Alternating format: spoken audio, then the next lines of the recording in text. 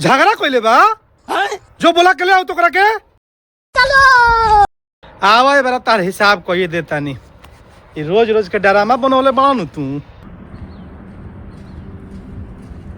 काहे खातिर झगड़ा कोइले बड़े रे झगड़ा करी ना हमार मेरा दिन भर खटिया तार मेरा दिन भर पलंग पर सुती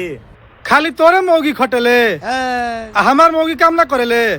तू घरे ना रहेला का कि हमरा से पूछता बा अच्छा जाए दे तोर मेहरारू कतनो बिया तो छोट बिया हमार मेहरारू बड़ बिया बैगन तो तोर मेहरारू तो नहीं ज्यादा काम कर दी तो का हो जाइए मैं झगड़ा करे के भाई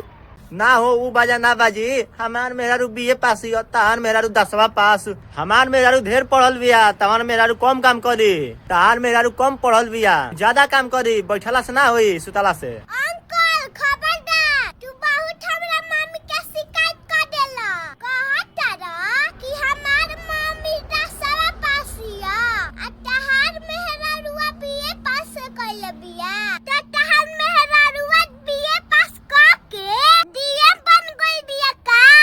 तहारे मेहरारूआ त रतिया बेलतिया उहे काम करतिया जौन हमर मम्मी करेली त बीए पास कइला के का फायदा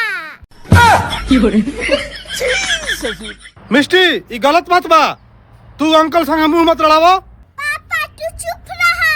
ए बेरा त हम इनका से फरियाइए लेब अरे अंकल तू कान खोल के सुन ला का कहताऊ तहरा मेहरारू के जब घर में रहे के बा त काम करही के पड़ी ए जाई मत दिखावा कि उ बीए पास कइले बारी बीए पास कइले बारी त ले जा बाहरी नौकरी करवावा घर में रही हन तब त रोटी बेलही के पड़ी